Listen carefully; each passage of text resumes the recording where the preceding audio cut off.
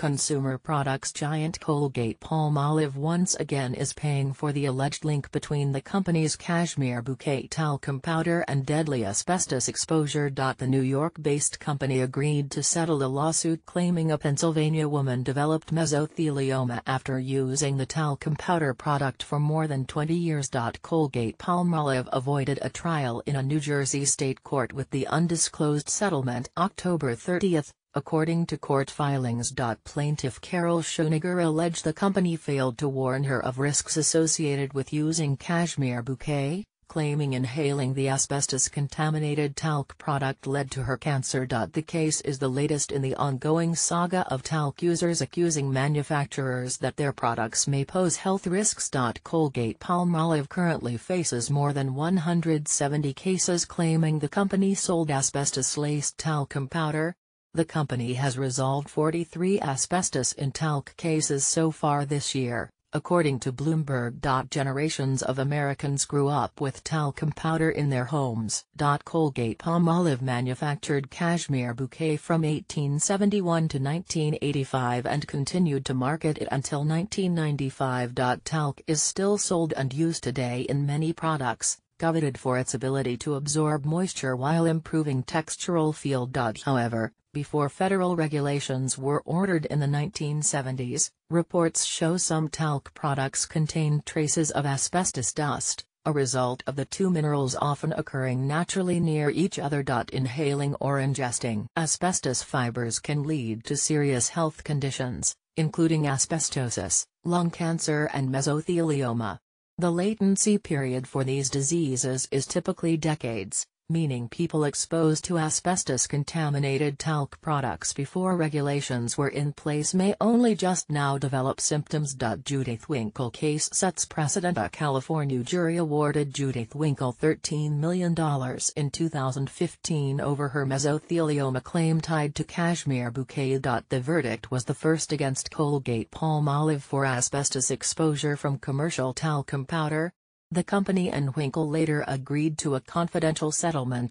Cashmere bouquet contained talc mined by Emery's Talc North America, the world's leading talc producer. Emery's Yellowstone open-cast mine in Montana remains the nation's largest talc mining operation. Emery's firm position is that talc is safe, and that position is backed by the consensus of government agencies and professional scientific organizations that have reviewed the safety of talc. Gwen Myers, a spokeswoman for Emery's Talc North America, told Bloomberg in an emailed statement. Colgate-Palmolive openly rejected the verdict in Winkle's case, citing there was a clear absence of proof connecting any disease to our product. The company did not immediately release a statement about Schoeniger's settlement. Colgate-Palmolive files motion with Philadelphia court. The company has asked a judge to reconsider dismissing the first asbestos-related talc case in Philadelphia after the court rejected the testimony of two key experts for the plaintiffs. Philadelphia Court of Common Pleas Judge A. Day Fox barred the experts from testifying in October in the case of Brandt v. Colgate-Palmolive. The lawsuit alleges Sally Brandt developed mesothelioma from using asbestos-contaminated talcum powder between 1954 and 1970. Colgate-Palmolive filed a motion for summary judgment with the court October 23.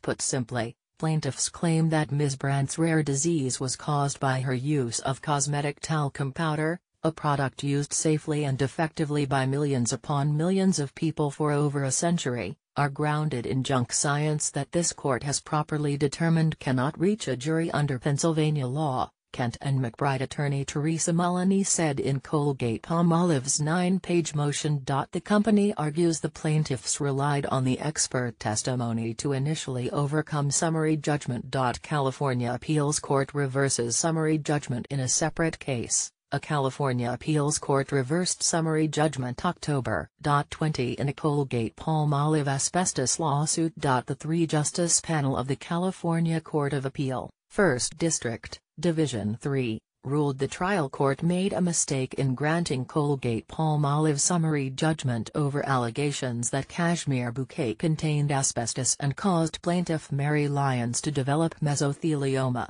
Lyons was diagnosed in October 2015. In the unanimous decision, the appeals court decided Lyons had provided enough evidence to warrant a trial, which is pending. All or most of the cashmere bouquet that Lyons used almost daily for 20 years contained harmful asbestos, Justice Stuart Pollack said in the 3-0 ruling.